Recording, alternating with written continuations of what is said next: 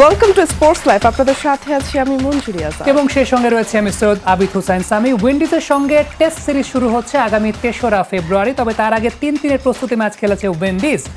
শুরুতেই জানাচ্ছি সেই ম্যাচের আপডেট। ড্র হয়েছে 3 দিনের এই প্রস্তুতি ম্যাচ।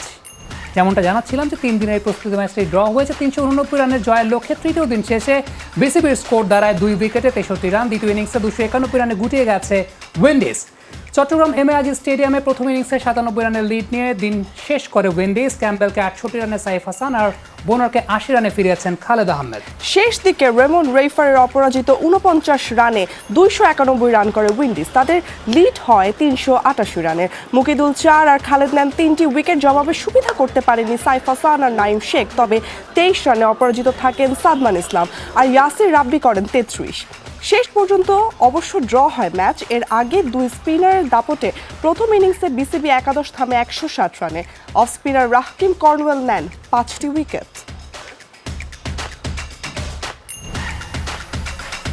গতকাল টেস্ট দল ঘোষণা করা হয়েছে, তা তো আসলে অনেক পরের ব্যাপার, কিন্তু প্রাথমিক দলেও ছিলেন না মাহমুদুল্লাহ রিয়াদ। নির্বাচকরা কি চাচ্ছেন? মাহমুদুল্লাহ কি শুধু সাদা বলের ক্রিকেটে কনসেন্ট্রেট করবে? যদি এমনটা হয় তাহলে বিষয়টা কিন্তু ভালো, আমরা পজিটিভলি নিতে পারি। কিন্তু তা যদি না হয় তাহলে অভিজ্ঞতা এবং অন্য ফরম্যাটের ফর্ম বিবেচনায় অন্তত প্রাথমিক দলে কি থাকতে পারতেন না Mahmudullah Riyad? He's a silent guardian, a watchful protector. Marvel সিরিজের ব্যাটম্যান, যার খুব বেশি বন্ধু নেই, অন্য সুপারহিরোদের মতো নিজে নিজে উঠতেও পারে না, নিজের বুদ্ধি আর পরিশ্রমে যন্ত্রপাতি তৈরি করে সুপারহিরো হয়েছে। বিনা স্বার্থে অত্যন্ত নীরবে নিভৃতে নিজ শহরের মানুষকে রক্ষা করলেও শহরের মানুষ কখনোই তাকে হিরো হিসেবে স্বীকৃতি দেয় না। তারপরও গোথাম শহরকে ভালোবেসে সে তার কাজ করে যায়, কারণ সে যে silent guardian. If you're working alone, wear a mask. I'm not afraid to be seen standing up to these guys. The mask's not for you. It's to protect the people you care about.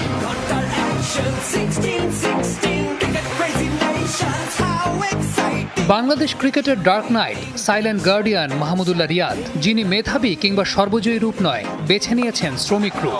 আকাশচুম্বী জনপ্রিয়তা তার কখনোই ছিল না। গণমাধ্যমের Glamour factor বিষয়টার সঙ্গেও তিনি যান না। কিন্তু তিনি এমন এক নেপথ্য নায়ক যিনি তুমুল বিপর্যয়ের মুখেও পিছু হতেন না। 11 বিশ্বকাপে সম্মান বাঁচানো ইংল্যান্ড ম্যাচে নায়ক শফিউল, কিন্তু এক প্রান্ত আগলে রেখে সেই নায়ককে ছায়া দিয়ে গেছেন যিনি পরিসংখ্যানের ক্ষুদ্র ক্যানভাসে তাকে বিচার করা যায় না। আজ পর্যন্ত দলের পিঠ বাঁচানো ইনিংসটি তিনি কতবার খেলেছেন তা বুঝতে হলে ম্যাচের পরিস্থিতি বুঝে বিশ্লেষণ করতে হবে। যে কাজটা বাংলাদেশে কতজনই বা করে। তাই তো পান থেকে চুন খসলেই সমালোচনা রিয়াদকে নিয়ে। কারো মতে ভাইরা কোটার, আবার কারো মতে তিনি হয়ে যান বাতিল খেলোয়াড়। ধারণা করা হয় নাসিম শাহর হ্যাট্রিক বলে এই অ্যাপ্রোচে আউট হওয়ার কারণে টেস্ট দল থেকে বাদ পড়েছেন মাহমুদুল্লাহ। কিন্তু মাহমুদুল্লাহ কি একমাত্র ক্রিকেটার যিনি অটেস্ট খেলোয়াড় সুলভভাবে আউট হয়েছেন? প্রশ্নটা কিন্তু করাই যায়। পরিসংখ্যান বলছে 49 ম্যাচে 4 সেঞ্চুরি, 16 হাফ সেঞ্চুরিতে রিয়াদের ব্যাটিং গড় 31.77। মুমিনুল সাকিব বাদে দেশের শীর্ষস্থানীয় অন্যান্য টেস্ট ব্যাটসম্যানদের ব্যাটিং গড়ের সঙ্গে যার খুব একটা তারতম্য নেই। আরেকটু আলাদা করে বললে লোয়ার মিডল অর্ডার ব্যাটসম্যানদের মধ্যে গড়ের পরিসংখ্যানে এখনো মাহমুদুল্লাহ এগিয়ে। সর্বশেষ 6 টেস্টে মাহমুদুল্লাহর ব্যাটিং গড় 32.45, যেখানে রয়েছে নিউজিল্যান্ডের মাটিতে করা 146 রানের ইনিংসও। তার ঠিক এক টেস্ট আগেই রয়েছে ঘরের মাঠে উইন্ডিজের সঙ্গে সেঞ্চুরি। দেশের ঘরোয়া ক্রিকেটে সবশেষ 2 টুর্নামেন্টের চ্যাম্পিয়ন ক্যাপ্টেনের নাম মাহমুদুল্লাহ। বঙ্গবন্ধু টি-20 ফাইনালে হয়েছেন man of the match. Team management হয়তো চাইছে মাহমুদুল্লাহ আপাতত সাদা বলের ক্রিকেটেই মনোযোগী হোক। যদি তা হয় তাহলে অবশ্যই তা ভালো সিদ্ধান্ত, কিন্তু যদি তা না হয় তাহলে বলাই যায় অন্য ফরম্যাটের ফর্ম, অভিজ্ঞতা এবং সমসাময়িক ব্যাটসম্যানদের সঙ্গে তুলনামূলক বিচারে টেস্ট দলে থাকতেই পারতেন মাহমুদুল্লাহ রিয়াদ। সৈয়দ আবিদ হুসাইন সামি, যমুনা স্পোর্টস। ব্যাপারটা কিন্তু আসলে আমাদের সবাইকেই অনেক বেশি অবাক করেছিল যে মাহমুদুল্লাহ বেস্ট 11 তো অনেক পরের কথা, প্রাথমিক দলেও নাই টেস্টের। এবং আমাদেরকে যেমনভাবে অবাক করেছে দর্শকদেরকেও কিন্তু অবাক করেছে। আমরা দর্শকদের বেশ কয়েকটা কমেন্ট পড়তে চাই আমাদের যমুনা টেলিভিশনের ফেসবুক এবং ইউটিউব চ্যানেলে যারা কমেন্ট করেছেন।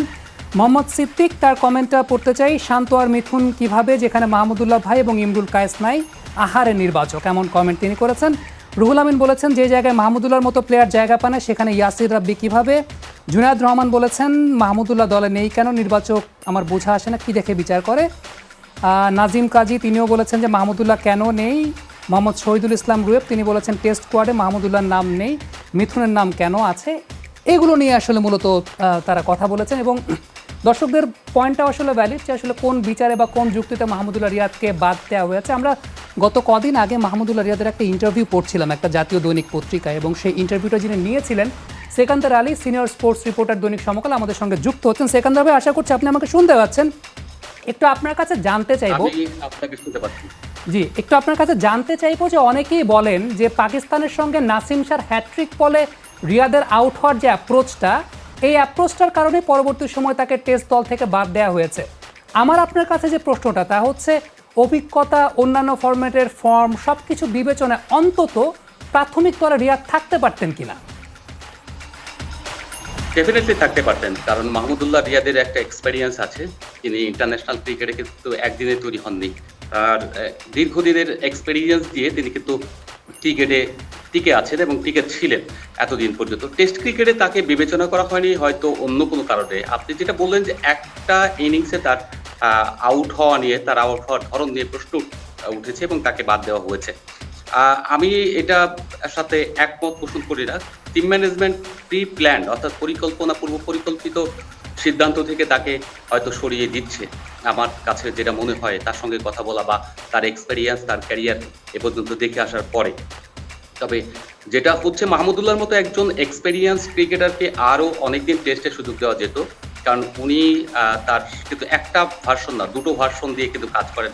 উনি কিন্তু ভালো বোলিংও করেন, যেটা ওয়েস্ট ইন্ডিজ সিরিজে আপনাদের 2017 সালে যদি আপনি চিন্তা করেন, 16-17 সালে চান্দিকা হাতুর সিংহের যে সময়টা, ওই সময়টা ছিলেন, আপনার কিন্তু অনেকগুলি সমালোচনা হয়েছে, কিন্তু ওই সময় কিন্তু বোলিং দিয়ে মাহমুদুল্লাহ অনেক ভালো উইকেট নিয়েছেন এবং বাংলাদেশ দলকে নাজেহাল হওয়া থেকেই বলবো আমি, ওই সময় কিন্তু খুব ভালো করেনি, খুব ভালো রেজাল্ট।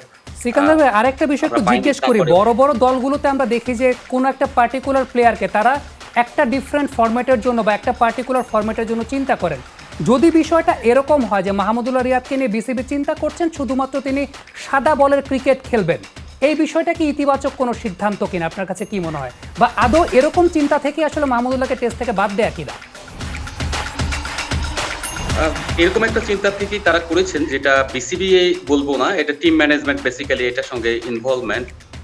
যদি আপনি দেখেন পুরোটাই আসলে টিম ম্যানেজমেন্ট, কোচের মূল ভূমিকা থাকে কোচ। এখানে কোচই আসলে চাচ্ছেন যেভাবে তিনি মাহমুদুল্লাহ রিয়াদকে ওয়ানডে এবং টি-20 সংস্করণে তাদেরকে খেলাবেন, শর্টার ভার্সন, অর্থাৎ এই জায়গায় নতুন প্লেয়ার তুলে আনবেন 7 নম্বর পজিশনের জন্য, যে প্লেয়ারদেরকে ফিউচার টেস্ট ক্রিকেটার হিসেবে তৈরি করবেন। যদিও মাহমুদুল্লাহ রিয়াদ 2 সংস্করণে খুবই ভালো প্লেয়ার, বিশেষ করে ওয়ানডে এবং টি-20। টি-20তে তিনি ক্যাপ্টেন। তো যদি মাহমুদুল্লাহ চান 3 সংস্করণেই খেলতে, তবে কোচিং প্ল্যান যদিও এটাই হয় যে মাহমুদুল্লাহকে দিয়ে তার চেয়ে বেটার প্লেয়ার যদি ওই জায়গায় পাওয়া যায় টেস্টে, তাহলে ঠিক আছে। কিন্তু এই 2 সংস্করণে যদি তাকে 100% ইউটিলাইজ করা যায় এবং তার উপরকে তাকে আত্মবিশ্বাস দেওয়া যায় যে আপনি আগামী এতদিন পর্যন্ত যতদিন পারফর্ম করবেন দলের ভিতরে থাকবেন এবং আপনি নিয়মিত খেলবেন, তাহলে কিন্তু মাহমুদুল্লাহ হয়তো এই 2 সংস্করণের সবচেয়ে ভালো আউটপুট দিবে বাংলাদেশ ক্রিকেটে। আমি সেটা বিশ্বাস করি। টি-20তে তিনি কিন্তু অসাধারণ একজন ক্যাপ্টেন, এই পর্যন্ত যেটুকু দেখেছি ওনার সেন্স অনেক স্ট্রং। তো এই ক্ষেত্রে যেটা মনে হচ্ছে যে টি-20তে বা এই ওয়ানডে সংস্করণে যেটাই বলেন, টি-20 যেহেতু ক্যাপ্টেন, তাকে ফ্রিডম, আরো বেশি ফ্রিডম দেওয়া এবং তাকে দীর্ঘমেয়াদী ক্যাপ্টেন্সি তাকে দেওয়া।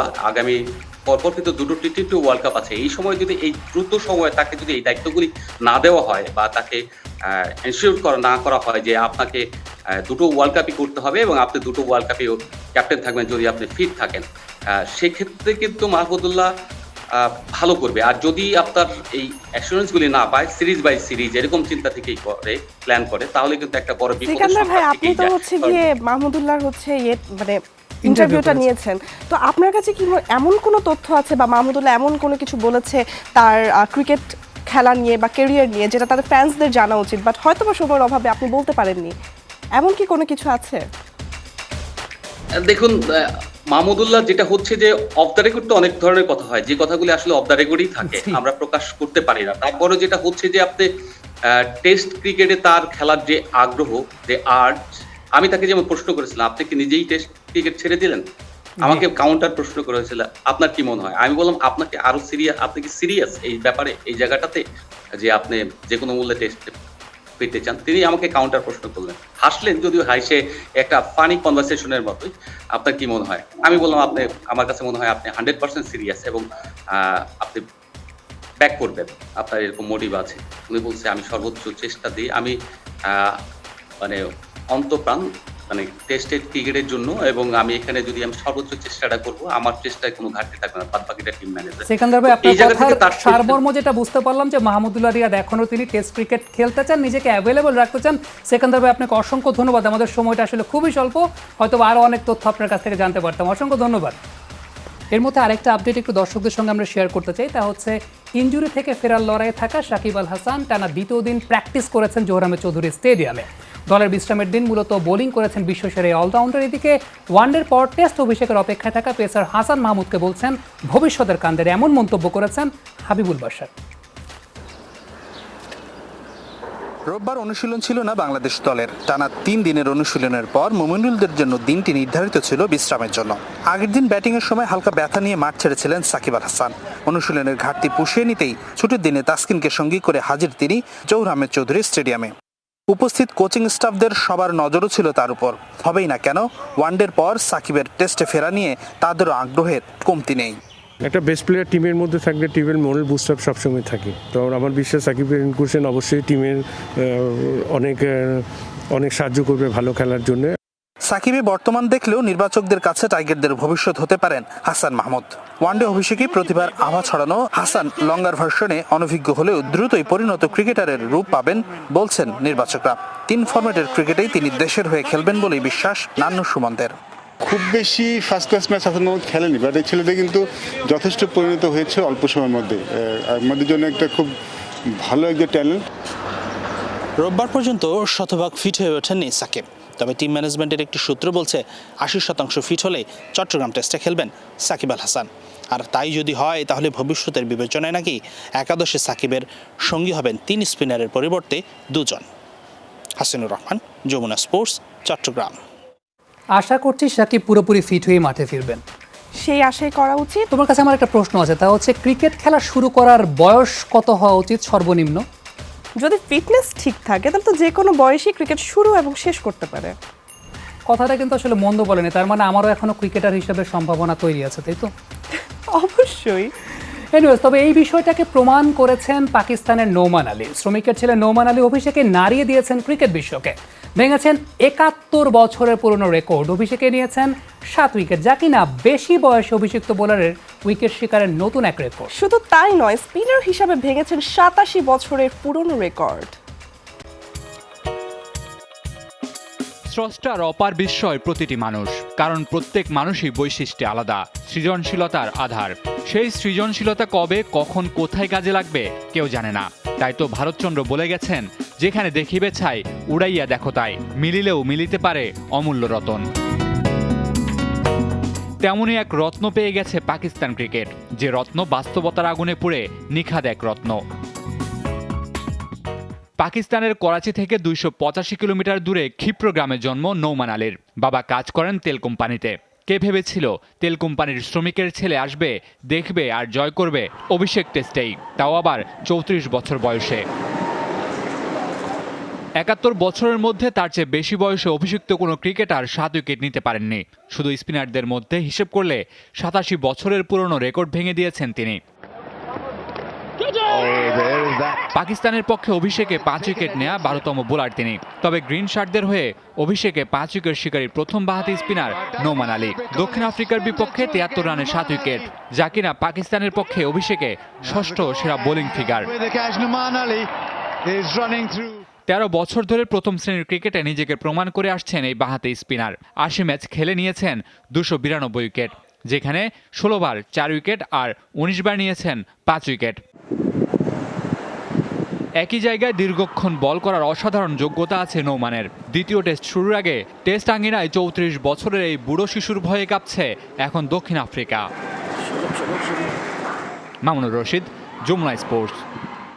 এটা কিন্তু একটা ইন্সপায়ারিং স্টোরি হতে পারে যে 34 বছর বয়সে একজন ক্রিকেটার তিনি খেলা শুরু করেছেন আন্তর্জাতিক অঙ্গনে। আর যেহেতু সাবকন্টিনেন্টাল বিষয়, পাকিস্তান, ইন্ডিয়া, বাংলাদেশ, বয়স একটু বাড়িয়েও নিতে পারি আমরা সার্টিফিকেট এজের সাথে। এটা ঠিক বলছো, কারণ আমরা তো কেউই হচ্ছে কি বয়সটা এক্স্যাক্ট বলি না, সো বাড়ায় নেওয়াই যায়। এবং সেক্ষেত্রে যে ফিটনেসটা ধরে রেখে এভাবে করে খেলছে এবং তার থেকে সবচেয়ে বড় কথা 7-7টা উইকেট, এটা অ্যাকচুয়ালি অনেক, মানে বাকি যারা স্পিনার আছে সব বোলার, মানে সব কান্ট্রির জন্য এটা অ্যাকচুয়ালি ইনফ্যাক্ট মানুষের জীবনের জন্য একটা ইন্সপায়ারিং স্টোরি যে আসলে জীবনের এই পর্যায়ে এসে আন্তর্জাতিক অঙ্গনে অভিযোগ হয়েছে। আমরা এবারে ক্রিকেট থেকে ফুটবলের দিকে নজর রাখতে চাই। মার্চের পরিবর্তে আগামী জুনে অনুষ্ঠিত হবে বিশ্বকাপ বাছাইয়ের বাংলাদেশ অবশিষ্ট 3টি ম্যাচ। সেন্ট্রাল ভেন্যু হিসেবে কাতারেই আয়োজিত হচ্ছে গ্রুপের বাকি ম্যাচগুলো। ফলে জুনের পরিবর্তে মার্চেই বঙ্গবন্ধু আন্তর্জাতিক গোল্ড কাপ টুর্নামেন্ট আয়োজনের নতুন চিন্তা বাফুফের। আর এমন শিডিউল পরিবর্তনে অনিশ্চয়তা জাতীয় দলের ক্যাম্প শুরুর বিষয়টি। ইচ্ছা ছিল বিশ্বকাপ বাছাই পর্বের বাকি 3 ম্যাচের অন্তত একটি ম্যাচ দেশের মাটিতে খেলা, তবে বাফুফের সে আশাই গুড়ে বালি। আফগানিস্তান এরই মধ্যে এএফসিকে জানিয়েছে ম্যাচ খেলতে এখন বাংলাদেশে আসতে রাজি নয় তারা। এদিকে এএফসির নতুন নির্দেশনা, জুনের ফিফা উইন্ডোর মাঝেই শেষ করতে হবে গ্রুপ পর্বের অবশিষ্ট ম্যাচগুলো। সকল কিছু মিলিয়ে যদি সেন্ট্রালাইজ কোনো ভেন্যুতে খেলা আয়োজিত হয়, ফিফা এবং এফসি কর্তৃক যদি সেই ডিসিশন দেওয়া হয়, অফকোর্স উই বিলিভ যে সবার ইন্টারেস্টে হবে কাতারে খেলাটাতে গিয়ে অংশগ্রহণ করা। মার্চের পরিবর্তে জুনে বিশ্বকাপ বাছাইয়ের ম্যাচ আয়োজিত হলে বিপাকে পড়বে ফেডারেশন। সেক্ষেত্রে বঙ্গবন্ধু আন্তর্জাতিক গোল্ড কাপ আবারও মার্চে আয়োজনের চেষ্টা চালিয়ে যাচ্ছে বাফুফে। তবে চূড়ান্ত সিদ্ধান্ত নির্ভর করবে পৃষ্ঠপোষক প্রতিষ্ঠানের উপর। এখন পর্যন্ত আমরা চাই মার্চ মাসে বঙ্গবন্ধু গোল্ড কাপটা করতে পারলে ক্যালেন্ডার ওয়াইজ বা অন্যান্য সকল কিছু মিলিয়ে সবচেয়ে ভালো হয়। আর এমন শিডিউল বিপর্যয়ে থমকে গেছে জাতীয় দলের প্রস্তুতি শুরুর বিষয়টিও। যদি আমাদের এই শিডিউলগুলোতে কিছু ত্রুটি বিচ্যুতি আসে বা আমাদের ঘরোয়া ক্যালেন্ডারে যদি কিছু পরিবর্তন আসে, সেটা আমরা ন্যাশনাল টিমস কমিটির একটা মিটিং আমরা করব। সেই ন্যাশনাল টিমস কমিটির মিটিংয়ে আসলে আমাদের ন্যাশনাল টিমের ক্যাম্প কবে নাগাদ আমরা শুরু করব এবং সেক্ষেত্রে আমাদের অন্যান্য কী কী ডেভেলপমেন্ট রয়েছে সেগুলো দেখে আসলে আমরা চূড়ান্ত ডিসিশনটা নিব। এদিকে নারী ফুটবলের আন্তর্জাতিক টুর্নামেন্ট করতে এশিয়ার 17টি দেশকে আমন্ত্রণ জানিয়েও বিফল হয়েছে বাফুফে।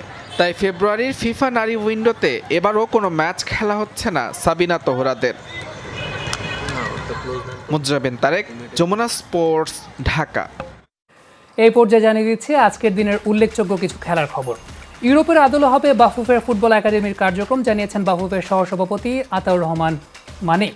একাডেমিতে সুযোগ পাওয়া ফুটবলারদের দেওয়া হবে মাসিক বেতন। ভবিষ্যতে একাডেমিকে স্বাবলম্বী করতে ফুটবলার বিক্রির চিন্তা করছে বাফুফে। আপাতত একাডেমি চলবে ডেভেলপমেন্ট কমিটিতে থাকা কর্মকর্তাদের টাকায়।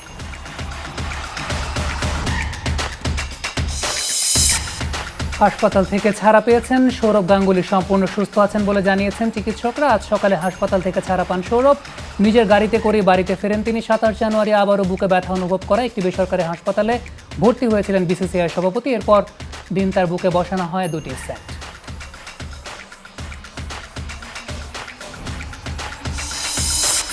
সৌরভ গাঙ্গুলীর সুস্থতা কামনা করছি। ইনফ্যাক্ট আমরা এই মুহূর্তে যারা আমাদেরকে দেখছেন প্রত্যেকের সুস্থতা কামনা করছি।